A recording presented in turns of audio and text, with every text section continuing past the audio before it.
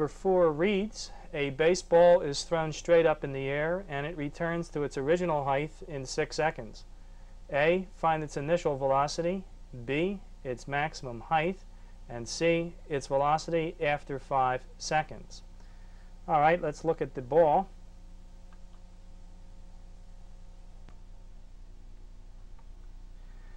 The ball is thrown straight up in the air.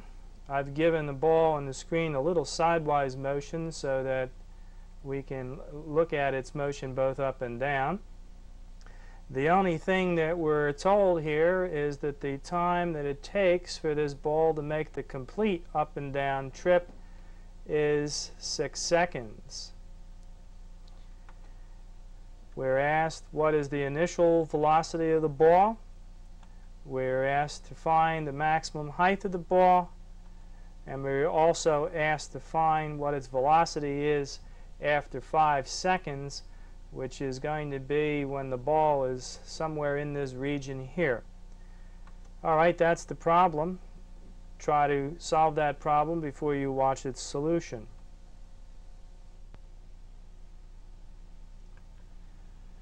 This problem can be more easily approached if you consider just the upward motion of the ball first. Here we have the ball moving upwards, starting from the ground where I've labeled y0 is equal to 0, the origin of our coordinate system. With an initial velocity v0, it rises to a height y, a maximum height y. At that height, the velocity is momentarily 0. The time would be half the total time for the trip, which would be 3 seconds, half of 6.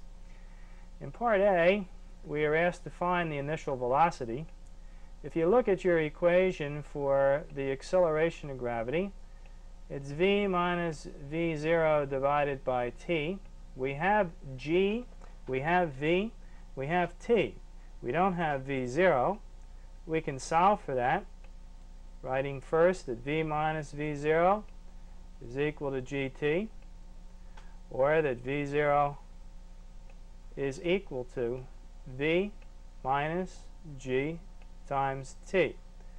Plugging in values, v is 0 minus 9.8 meters per second multiplied by the time 3 seconds gives you minus is plus 29.4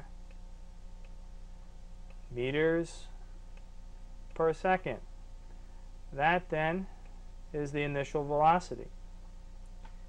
In part B, we're asked to find this maximum height. That's the displacement y after 3 seconds. In general, the displacement y is equal to y0 plus the initial velocity times the time plus 1/2 gt squared. Plugging in values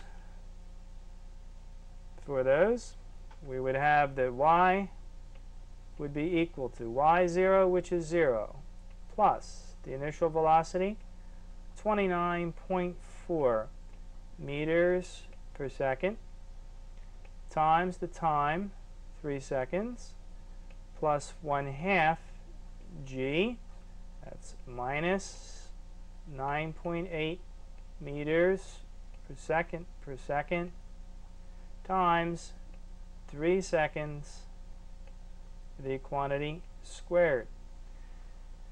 If you calculate that out, you should find that this works out to be 44.1 meters for the maximum height.